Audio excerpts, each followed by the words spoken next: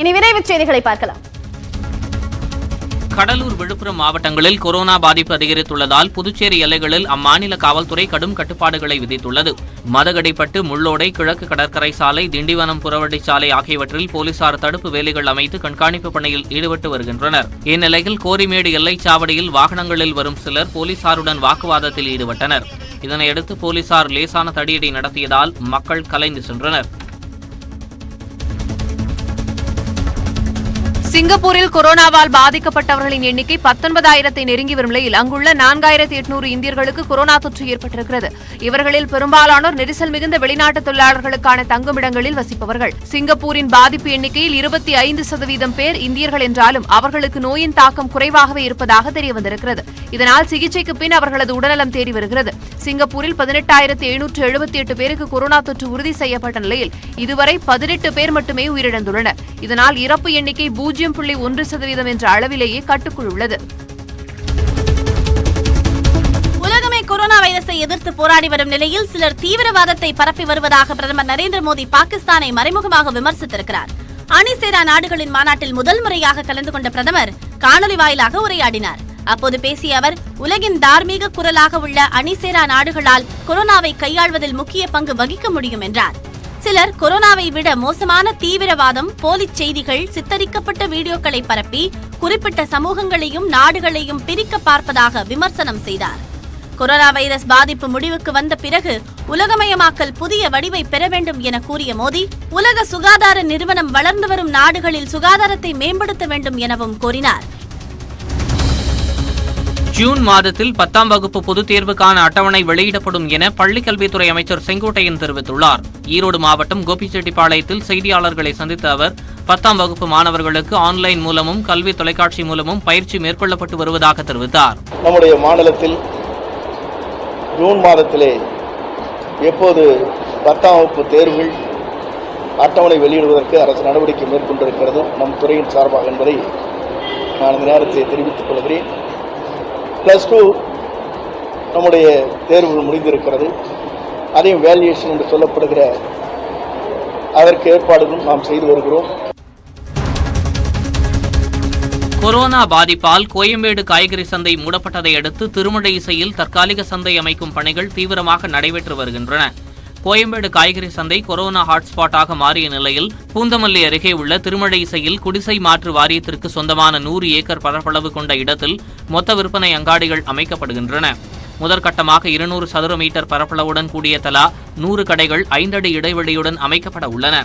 அங்கு நடைபெற்று வரும் பணிகளை ஆய்வு செய்த அதிகாரிகள் வியாழக்கிழமை முதல் மொத்த காய்கறி வியாபாரிகள் விற்பனையை தொடங்குவார்கள் என தெரிவித்தனர். சென்னை ராஜீவ்காந்தி அரசு மருத்துவமனையில் சிகிச்சை பெற்று வந்த கொரோனா நோயாளிகள் 84 பேர் நந்தம்பாக்கம் வர்த்தக மையத்திற்கு இடமாற்றம் செய்யப்பட்டிருக்கிறார்கள்.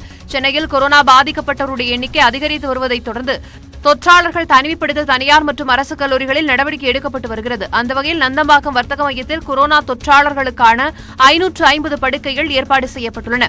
முதற்கட்டமாக 84 பேர் 2 மினி பேருந்துகள் மூலம் வர்த்தக மையத்திற்கு அழைத்து செல்லப்பட்டனர். இந்த 84 பேரும் அறிகுறிகளின்றி கொரோனா தொற்று அறியப்பட்டவர்கள். இவர்கள் மூலம் முதியவர்கள் மற்றும் குழந்தைகளுக்கு தொற்று பரவும் அச்சம் இருப்பதால் நந்தம்பாக்கம் வர்த்தக மையத்திற்கு மாற்றப்பட்டுள்ளனர். புதுச்சேரியில் பாலித்தீன் பையை முகக்கவசமாக அணிந்து வந்த நபரை போலீசார் கடுமையாக எச்சரித்து அனுப்பினர். புதுச்சேரி கிழக்கு கடற்கரை சாலையில் போலீசார் வழக்கமான சோதனையில் ஈடுபட்டனர். அப்போது வழியாக வந்த குமார் என்ற இளைஞர் போலீசாரை கண்டதும் பாலித்தீன் கவரை முகக்கவசமாக பயன்படுத்திக் கொண்டார். இதையடுத்து நபரை பிடித்த போலீசார் துணிகளிலான முகக்கவசங்களை அணிய வேண்டும் என எச்சரித்து அனுப்பினார்.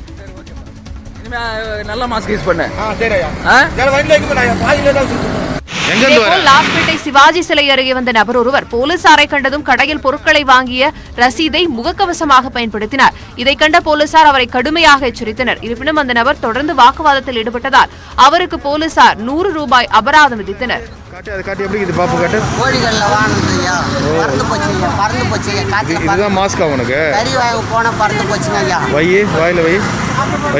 எப்படி வச்சுன்னு வந்த?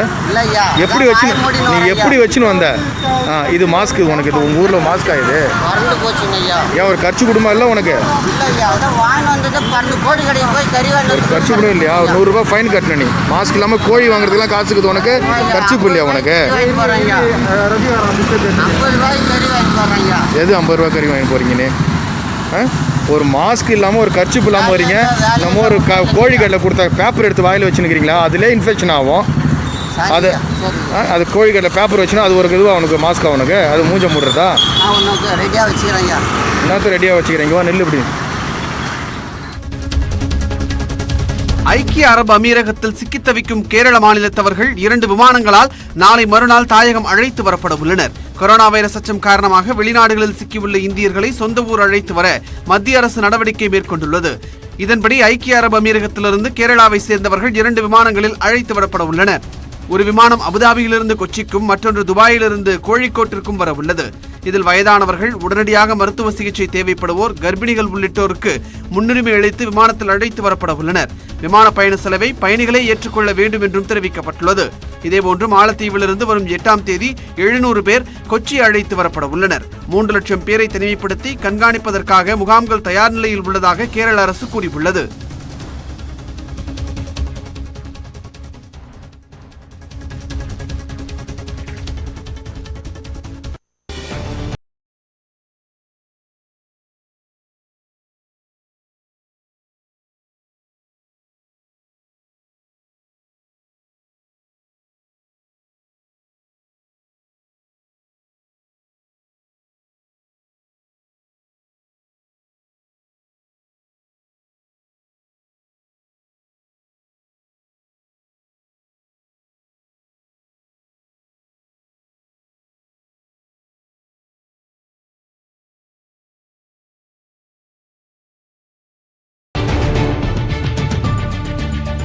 அண்மை செய்தியை பார்க்கிறோம். ஊரடங்கு முடியும் வரையில் கட்டணம் செலுத்தாவிட்டாலும் மின் இணைப்பை துண்டிக்க கூடாது என தமிழக அரசுக்கு சென்னை உயர்நீதிமன்றம் உத்தரவு பிறப்பித்திருக்கிறது. இதனை அண்மை செய்தியாக பார்க்கிறோம். ஊரடங்கு முடியும் வரையில் கட்டணம் செலுத்தாவிட்டாலும் மின் இணைப்பை துண்டிக்க கூடாது என தமிழக அரசுக்கு சென்னை உயர்நீதிமன்றம் உத்தரவு பிறப்பித்திருக்கிறது.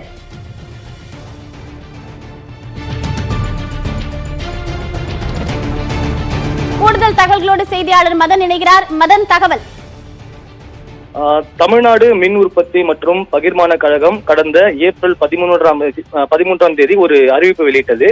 அதன்படி மின் கட்டணம் மற்றும் இதர நிலுவைத் தொகை செலுத்துவதற்கான இறுதி நாள் மார்ச் 25 முதல் ஏப்ரல் 14 வரை உள்ள தாழ்வழுத்த மின் பயனீட்டாளர்கள் அவர்களுக்கு இந்த ஊரடங்கு அமல்படுத்திய காரணமாக தாமதமாக கட்டணம் கட்டுவது மற்றும் மின் துண்டிப்பு அல்லது மறு இணைப்பு கட்டணமின்றி மே 6ஆம் தேதி வரை அதனை செலுத்திக் கொள்ளலாம் என்று ஒரு அறிவிப்பு வெளியிடப்பட்டது. மேலும் மின் கட்டண கவுண்டர்களுக்கு வருவதை தவிர்க்கும் வகையில் ஆன்லைன் மூலமாக மட்டுமே முடிந்தவரை செலுத்த வேண்டும் என்றும் ஒரு கோரிக்கை வைக்கப்பட்டிருந்தது.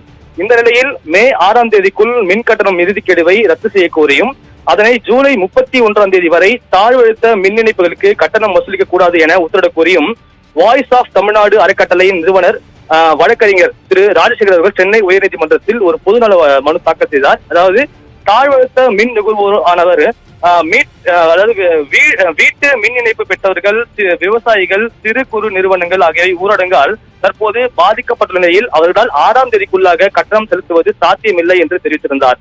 மேலும் இந்த ஒரு கால அவகாசத்தை மீண்டும் ஜூலை மாதம் 31ஆம் தேதி வரைக்கும் நீட்டிக்க வேண்டும் என்றும் அவர் தரப்பில் தெரிவிக்கப்பட்டது.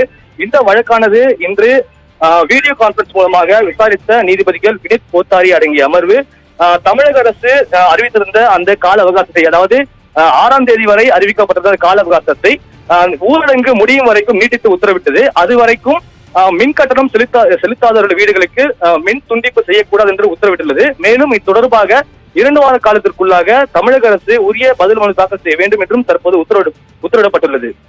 நன்றி மதன், தகவல்களை பதிவு செய்தமைக்கு.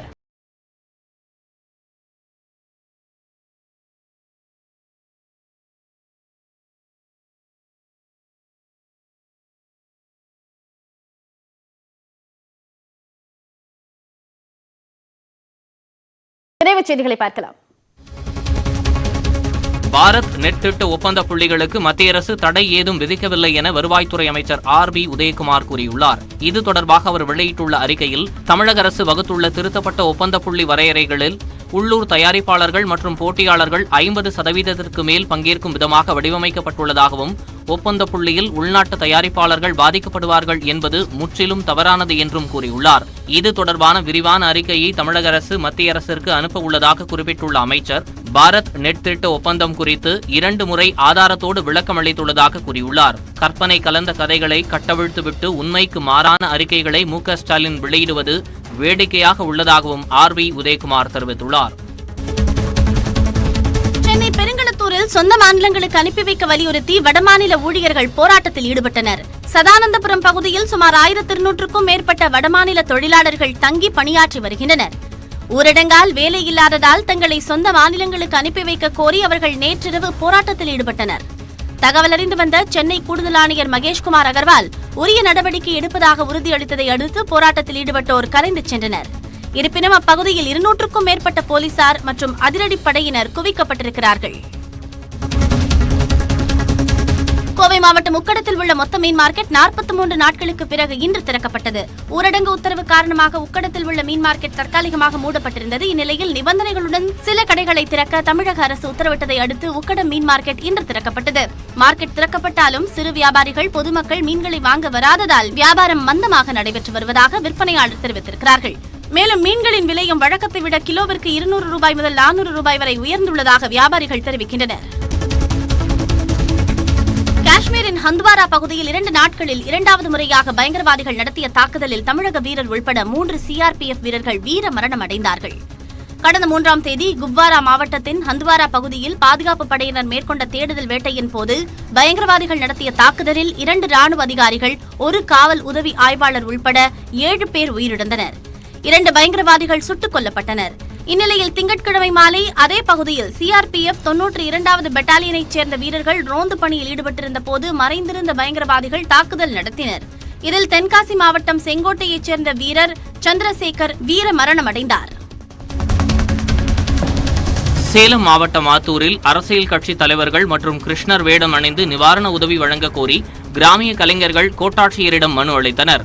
ஆத்தூர் சுற்றுவட்டார பகுதிகளில் 200க்கும் மேற்பட்ட கிராமிய கலைஞர்கள் வசித்து வருகின்றனர். ஊரடங்கு காரணமாக கோவில் திருவிழாக்களுக்கு தடை விதிக்கப்பட்டுள்ளதால் இவர்கள் வாழ்வாதாரமின்றி கடும் சிரமத்திற்கு உள்ளாகி வருகின்றனர். இந்நிலையில் அரசு அளித்த 1000 ரூபாய் நிதியுதவி போதாது எனவும் கூடுதல் நிவாரணத் தொகை வழங்க கோரியும் அவர்கள் ஆத்தூர் கோட்டாட்சியரிடம் மனு அளித்துள்ளனர். 40 நாளாக இருக்குது. எந்த ஒரு அத்தியாவசிய பொருள் என்று எங்களுக்கு எந்த கலைஞர்களுக்கு எதுவும் செய்யல. ரேஷன் கார்டு பற்றி ஒரு 1000 ரூபா கொடுத்துருக்காங்க. அந்த 1000 எங்களுக்கு பத்தாது. கோயில் திருவிழா போய் சம்பாதிக்கிறது எங்களுக்கு இது சீசனு. இதெல்லாம் தடைப்பட்டிருக்கிறதுனால எந்த ஒரு நிகழ்ச்சியும் எதுவும் பண்ண முடியல. எங்களுக்கு இந்த 1000 ரூபா பத்தாது. மேலே நீங்கள் எக்ஸ்டெண்ட் பண்ணி கொடுத்து எங்களுக்கு வாழ்வாதாரத்துக்கு எங்களுக்கு உண்ண வழிகிறதுக்கு ஏதாவது ஒன்று நடவடிக்கை இருக்குமாறு அந்த அரசை நான் கேட்டுக்கொள்கிறேன். காஷ்மீரில் 370வது பிரிவு ரத்து செய்யப்பட்ட போது ஊரடங்கு நிலையை பதிவு செய்த 3 இந்திய புகைப்படக்காரர்களுக்கு புலிட்சர் விருது வழங்கப்பட்டுள்ளது. அமெரிக்காவை மையமாக கொண்டு இயங்கும் பத்திரிகைகளில் பணிபுரிபவர்களுக்கு இதழியலுக்கான மிக உயரிய விருதான புலிட்சர் விருது ஆண்டுதோறும் வழங்கப்பட்டு வருகிறது. நடப்பாண்டுக்கான விருதுகள் தற்போது அறிவிக்கப்பட்டுள்ள நிலையில் அசோசியேட்டட் பிரஸ் செய்தி நிறுவனத்தில் பணியாற்றும் இந்தியாவை சேர்ந்த முக்தர் கான், தர்யாசின், சன்னி ஆனந்த் ஆகிய புகைப்படக்காரர்கள் புலிட்சர் விருதை வென்றிருக்கிறார்கள். தங்கள் உயிரை பணயம் வைத்து காஷ்மீர் ஊரடங்கு நிலை குறித்து அவர்கள் பதிவு செய்த புகைப்படங்கள் வரவேற்பை பெற்றுள்ளன. காய்கறி சந்தையில் வியாபாரிகள், லாரி ஓட்டுநர்களுக்கு கொரோனா பரிசோதனை செய்யப்பட்டு வருகிறது. தமிழகம் முழுவதும் கொரோனா தொற்று வேகமாக பரவி வருவதை அடுத்து திருச்சி ஜி-கார்னர் மைதானத்தில் செயல்படும் காய்கறி சந்தையில் மாநகராட்சி சார்பில் கொரோனா பரிசோதனை முகாம் அமைக்கப்பட்டுள்ளது. இதில் 5 மருத்துவர்கள் கொண்ட குழுவினர் PCR கிட்ஸ் கருவிகள் மூலம் வியாபாரிகள், லாரி ஓட்டுநர்களுக்கு கொரோனா பரிசோதனை செய்து வருகிறார்கள். முன்னதாக தற்காலிக மருத்துவ முகாமை திருச்சி மாநகராட்சி ஆணையர் சிவசுப்பிரமணியன் ஆய்வு செய்தார். அண்மைச் செய்திகளுக்கு தொடர்ந்து